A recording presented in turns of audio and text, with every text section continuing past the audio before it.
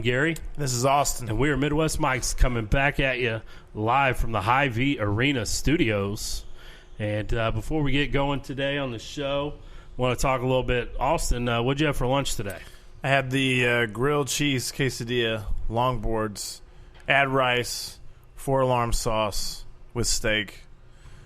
It's pretty good. Pretty good stuff. I think I ate it in like 2 minutes. Yeah.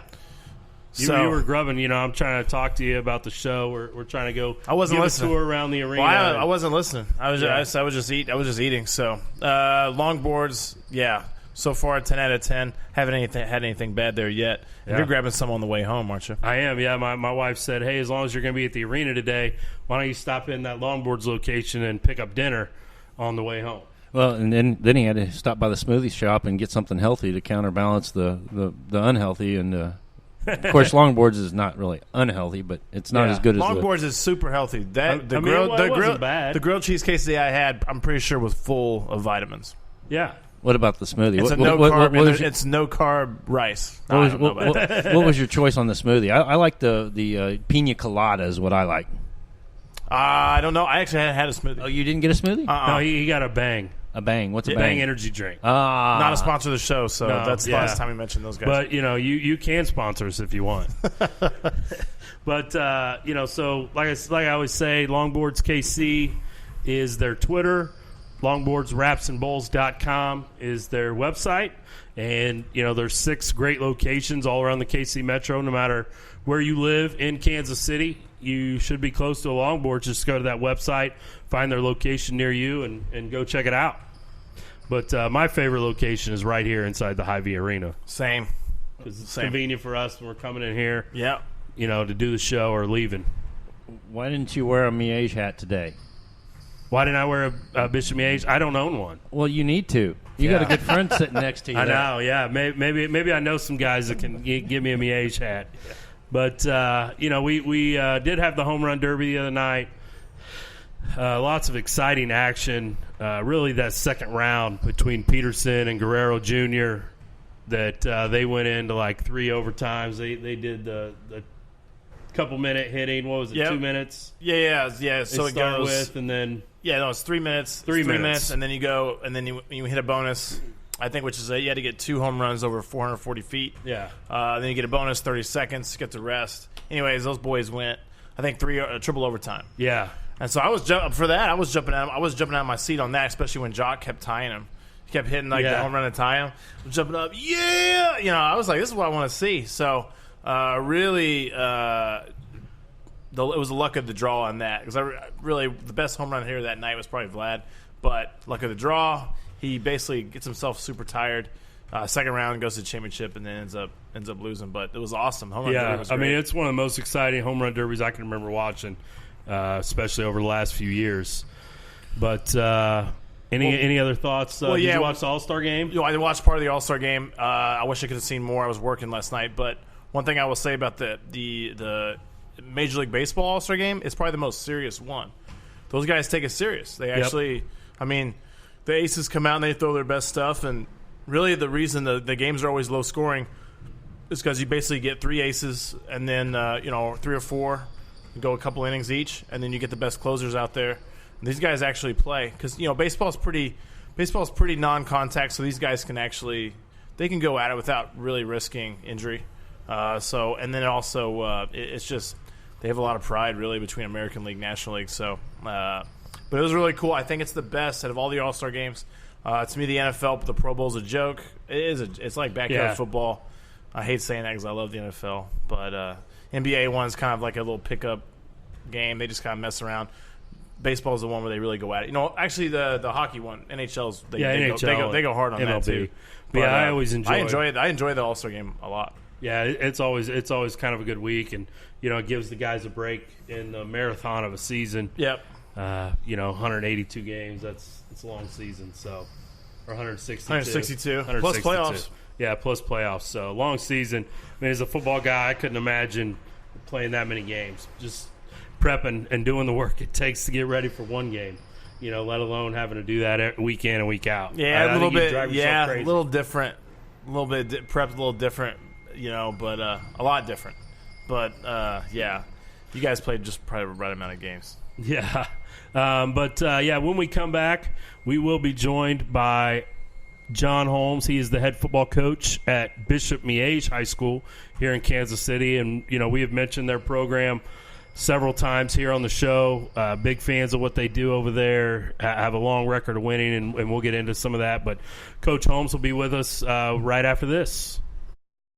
Where are you from? I'm from Sioux Falls, South Dakota. Carbondale, Illinois. From Kansas City, Missouri. We're from Omaha, Nebraska. Kansas City. California. So what made you choose Woody's over all the other dealers out there? Do you think? Definitely the price. I have so many different vehicles on the lot. No hassle. No fees processed. At wowwoodies.com. At Klein, we rent vans, minivans, SUVs, pickup trucks. We rent for church trips, vacations, weddings, construction, business travel, luxury travel. KleinVan.com and wowwoodies.com for all your transportation needs. Hey guys, remember the old Kemper Arena? Let's check out the new Hy-Vee Arena. There's a million cool things about Hy-Vee Arena, but today we're going to talk to you about the membership. There's 3 things: the gym, the courts, and the track. With your Hy-Vee membership, you also have access to the basketball courts. And there's volleyball, pickleball, and access to the track. Let's go check it out. Your membership gives you access to the indoor Mondo track. It's the 2nd largest in the United States and gives you a great place to get your cardio in year-round. Your membership includes access to the gym, which includes free weights, treadmills, bikes, other cardio machines, discounted classes, and more. So come discover the new Hy-Vee Arena and get your membership today.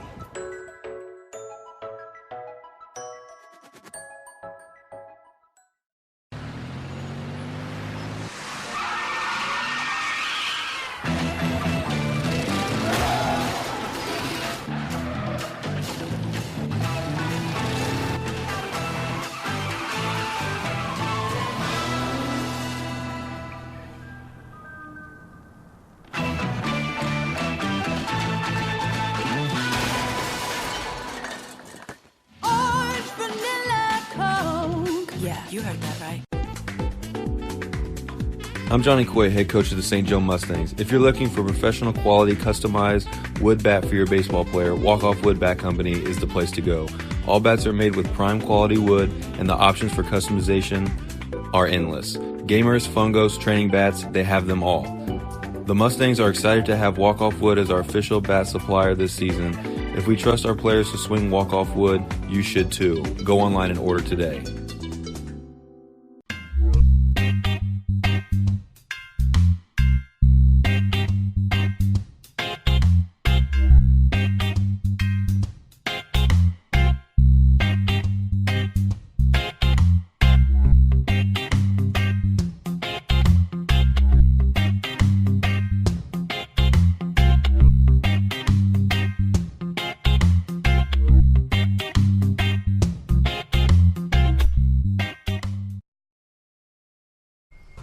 I'm Gary. This is Austin. And we're Midwest Mike's coming back at you. Coach Holmes is joining the show. You can find him on Twitter at Coach John Holmes. Also at Bishop Miege _FB. Use the hashtag WeAreMiege, and that's just an R, not A-R-E. But he spent 8 years as an assistant coach at Bishop Miege, including 5 as the offensive coordinator. He is now entering his 8th season as head coach. Has a 77-12 record, which is very remarkable. 5 state titles, which that is 5 in a row. So the last 5 years, 1 state runner-up in 2012, 4 EKL titles, 18 active players at the college level, 13 at the FCS, FBS level. Married to Stephanie for 10 years. He's got 3 kids, Ellie, Abby, and Hank, who are 9, 6, and 2. He is a graduate of Bishop Miege in 2002 and played at Fort Scott for a couple years as a tight end. So, Coach, welcome to the show. Yeah, thank you. Appreciate you guys having me. Pretty nice setup you got here. Thank you. Appreciate it. It's pretty exciting, to have you here today and, the success and stuff you guys have had at Miege. Just talk about you've kind of been there since the beginning, of the turnaround of Miege because – 10, 15 years ago, people didn't think of Miege as they do now. So, just kind of talk about some of the transformation you've seen over that time. Yeah, I think my first year coaching was 2004, and I think won maybe 2 games, and then 2005 was the last year before we made a staff change, and then it seems like once Coach Grunhard got in there and got his plan laid out, the first year I think we won 3 games, and then year 2 in 2007 we won a playoff game for the first time since 1994. And then 2008 had a decent year, and then 2009 we won a state championship, the first in our school since 1977. So, we felt pretty good about that, and then we moved back up to 5A and had 2 really good years. I think in 2010, 2011, lost some heartbreakers to I think both to Blue Valley in the playoffs those years, and but kind of to see the way Coach Grunhard built it. And kind of see how he built it. It wasn't easy to do. I think he did it with a lot of hard work and really trusted his coaches too, and that's where I'm so blessed, to be able to work under him and to have him give me the trust. I was 23 years old when he turned me over as the offensive coordinator, so and I'd never done it. Really didn't know what I was doing, but evidently when he interviewed me, I faked it well enough to where he decided to give me the job to do it. But just very blessed to have his mentorship, and was really lucky when he came back after he left Kansas for those 4 years, and was a part of our staff and was able to share a lot of that success with us because he spent so many hard hours and years building it up to what he thought he wanted it to be, and to have him come back and help see some of that success with us was pretty special for us to see.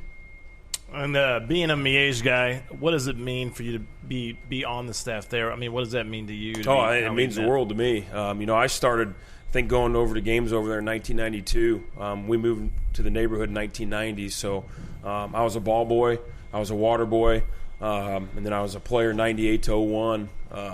So I've kind of done everything. I've given players water. I've made sure that the kicker had the right football in games, and then I was fortunate enough to play there, and then lucky enough to coach there as an assistant coach, and then now very, very lucky to be there as a head coach. So I've kind of, when they say he's done everything in the program, I've literally done everything in that program. So, I think to be in the position I am now, I feel very blessed and very lucky to do that. Awesome. Yeah. So you mentioned the staff change a few years into your coaching career, and kind of what was the biggest thing that you saw change when a guy like Tim Grunhard, who is a local legend here in Kansas City, a guy like that comes in and takes over a program, and he's telling you his vision and selling you on, hey, this is what I want to do, this is what it's going to take to get there. Yeah, number one, I was obviously a Chiefs fan growing up, so knew the name Tim Grunhard. Just remembered the way he played the game. And if you ever watched him coach and saw him coach, he coached the same way he played. He was intense. He was fiery in everything he did. He demanded a lot. And I think that's the one thing, the first change I noticed was, hey, we're practicing from this time to this time, and everybody's got to be here. And kind of how we prepped for games was different. How we practiced was different. And he brought that from playing at Notre Dame to, playing for the Chiefs to coaching over in Germany. I think he learned all that and kind of brought some good things over, and it was changes that I think we needed as a program, and I think Tim was the right guy to do it, and obviously got a lot of those big changes in place. But just the expectation changed, and that's not just about winning state championships, but it's about winning games in the EKL.